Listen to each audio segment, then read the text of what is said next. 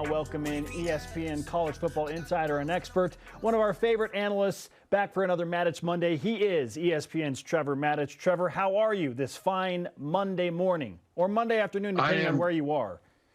Right. I might be in Guam. Who knows? You are sporting some awesome colors there, Spencer. I mean, the last team I played for in the league, Washington, I'm loving the burgundy. Hey, this was purposeful for you and for the Washington Commanders punt returner tonight, Dax Milne. I'm rocking that number 15 behind me on this jersey.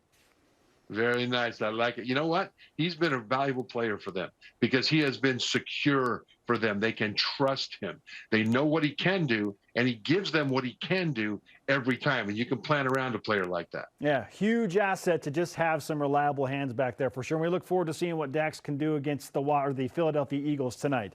Trevor, as BYU begins the Utah Tech week and are one win away from bowl eligibility, what are you hoping to see from Dax Milne's former team and a bunch of his colleagues on this BYU football program over the final 2 weeks of the regular season? To treat them like they're both the national championship game. And that means in practice, like they're practicing for the national championship game. So many of BYU's problems this year, as I look at the game tape, look to me as a player like guys weren't practicing the way they needed to, not just from a physical standpoint, more from a mental standpoint, because mental mistakes started some snowballs rolling against BYU this year that led to some real problems to have to overcome. And some of those problems they weren't able to overcome by the time the game ended. And so what I want to see in these last two games are do the right thing in the right way, and especially beyond anything else, because this is a bigger picture, 30,000-foot culture thing, stay together. They did that against Boise State. It would have been easy to go up there and kind of point fingers and turn on each other a little bit, but they didn't. They drew together, and they need to keep doing that the last 2 weeks of the regular season and then the bowl if they make it. And they're going to make it. They're going to beat Utah Tech and then make it. Okay. They go to a bowl. It's a given. Come on. If BYU wins out and they go 8-5, did they salvage something, or is it still disappointing? You can't undo the disappointments that have occurred this season.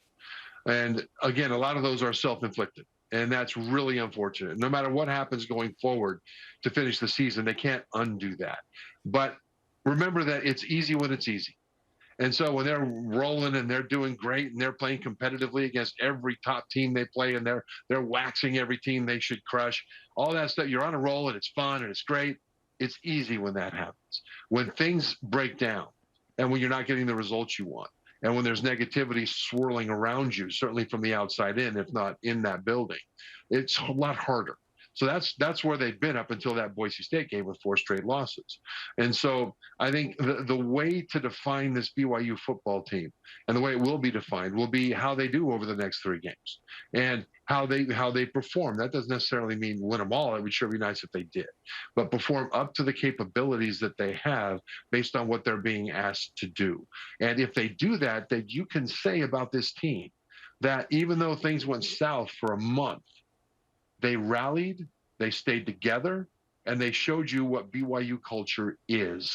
And that would be a legacy to be proud of. ESPN's Trevor Matich is on BYU Sports Nation. Trevor, because BYU's roster is going to look so drastically different at some notable positions next year when they go into the Big 12 with the likely loss of Jaron Hall to the draft, and then Puka Nacua is probably going to go to the draft, Blake Freeland, Clark Barrington. There are a number of guys that have really, really good shots to break into the NFL draft. Because it's so different, how much do you buy into the idea that BYU's program can create some momentum in the final weeks going into the Big 12? I think they can. And I think it's because even if the 2 offensive linemen that you mentioned declare, and I think certainly Freeland will, and he probably should. Barrington, he might want to kick out to left tackle. He's 6'6", 305 playing guard. And so he might have more of an incentive to come back. But on offense, I think you'll still have an offensive line, regardless of what those 2 guys do. That'll be solid. You will have an outstanding young receiving core. And even if Jaron goes off to the NFL, then you've still got an incentive for the guys that are there and transfers to come in to increase the competition to play quarterback behind a solid offensive line and a dynamic young receiving core, right? And so, I think they'll be okay in that regard. What gives most hope going into next year with all the changes that you might see, especially on offense to the key players, is the defense. I mean, depending on how you define starters and all the different position groupings and things like that, it looks like they'll only lose 3 guys off their potential starting lineup. And 6 of the front 7, defensive line and linebackers, will be back if they choose to be. They have the eligibility to do it. And if they do, then this defense could go from one that really struggled to one that is one of the best comeback stories year to year in college football. So there's a lot of reasons to be optimistic about next year heading into the Big 12 with the personnel that they're bringing in right now. And we don't even know what recruiting is going to bring and what the portal is going to bring. Now, given what happened defensively, and BYU struggled last year, again, they struggled this year. Hopefully they get better. They didn't from last year to this year. The hope is they do from this year to next year.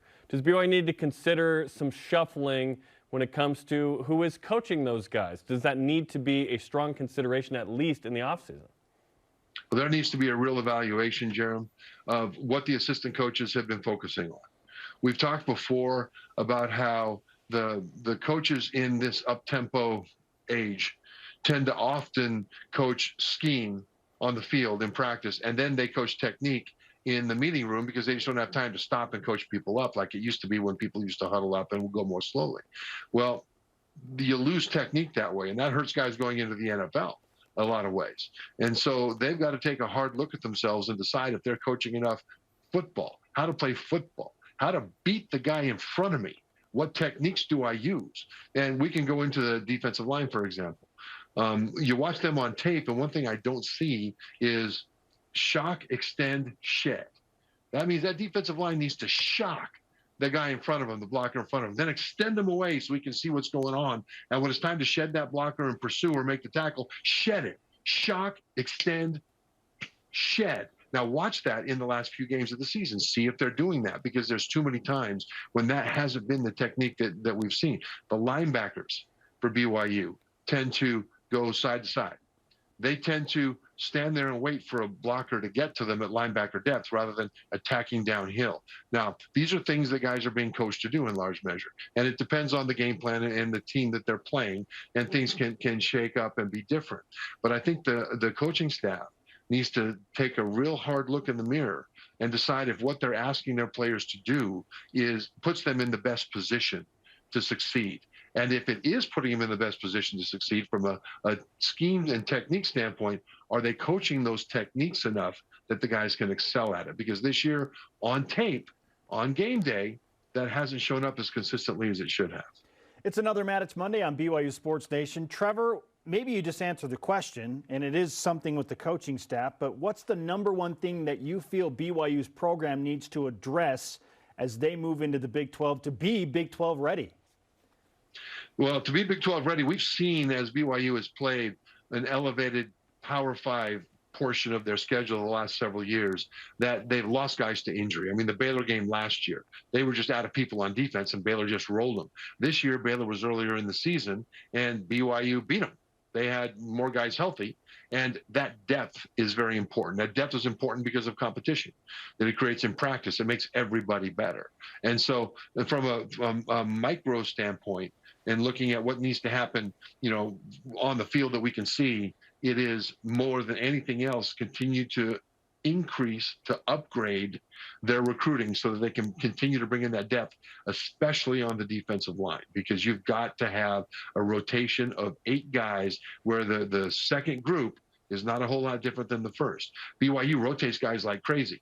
And what they do is they make up, and this is what a lot of teams try to do, they'll make up for a lack of dynamic playmaking on the defensive line by having the guys in there be incredibly fresh and play incredibly hard for a few plays, and then they go back out and they take a break, right? Well, if you combine that with the dynamic athletes, now you've got something going on.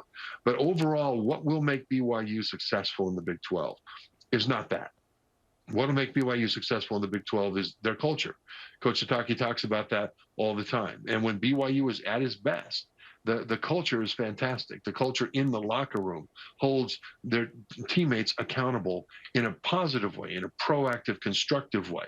And practice and preparation occurs in a way that shows up every week consistently on game day.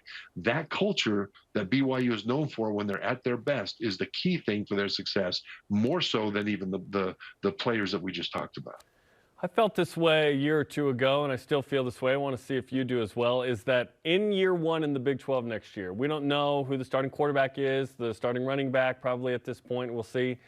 Is it make a bowl game? That's where we start with the goals, just make a bowl game? I think it's make a bowl game. Make a bowl game is good, but it's be competitive. I mean, it's fight.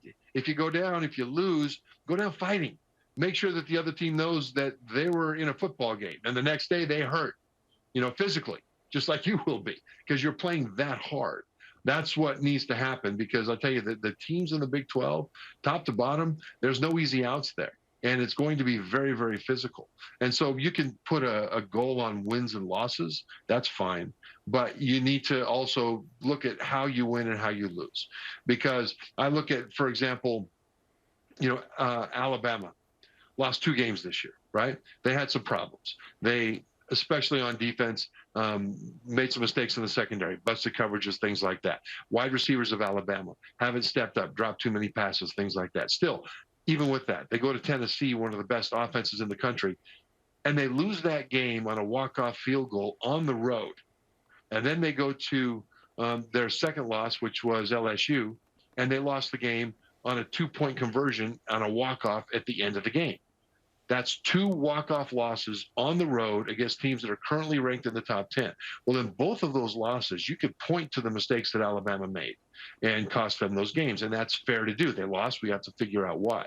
But it doesn't negate the other plays that put them in position on the road against top 10 teams to win, right? All those things happen. And that's what comes back to what we talked about with BYU here. It's not just they win, they lose. It's how they win and lose. Because if you lose a close game and you lose it at the end, it doesn't take away all the good things that you did in that game that you can build from. So it's important to keep those things in mind as well. Trevor, we'll finish with this. A couple of general college football playoff juggernauts in Clemson and Alabama are not in the latest CFP top 4. Some new contenders in there, including TCU from the Big 12, who's got something special going on. Who are your top 4 teams right now, and who do you expect to be in the college football playoff when all is said and done? Well, right now I've got Georgia, Ohio State, Michigan, TCU. And TCU and Tennessee, I got Tennessee at 5. They're really close, right? And so things will take care of themselves, though, a little bit, because Michigan and Ohio State play each other. And especially if Ohio State wins that game, then you'll probably have just one team in the Big Ten. The reason is the Michigan non-conference schedule is incredibly soft, and there won't be a lot of juice there for Michigan to rely on to make a case with the committee. If Michigan wins that game, Ohio State's win at the beginning of the season against Notre Dame is now looking better and better, as the Irish have been looking better and better. So there's a possibility you might have 2 from the Big Ten. Also a good possibility you could have 2 from the SEC. So this will be fascinating. But I think that if TCU wins out, which will be hard, they have a tough schedule, they will definitely be in the top 4. A team to watch for is LSU. This is crazy, but there's never been a 2-loss team make the college football playoff. And LSU with 2 losses controls their destiny. Actually, they've already clinched the spot in the SEC championship game. And if they can somehow knock off Georgia, which is not likely, but it's possible, then you've got LSU and Georgia both in the playoff. And you could have 2 Big Ten teams in the playoff with an undefeated TCU saying, hey, what about us? So there's all kinds of crazy things in chaos that could be happening. If you like chaos, stay tuned, because this college football season could wrap up with a fascinating train wreck. Fantastic stuff, Trevor. Great to catch up with you for another Matich Monday. Be well. We'll do it again soon. Thanks, guys.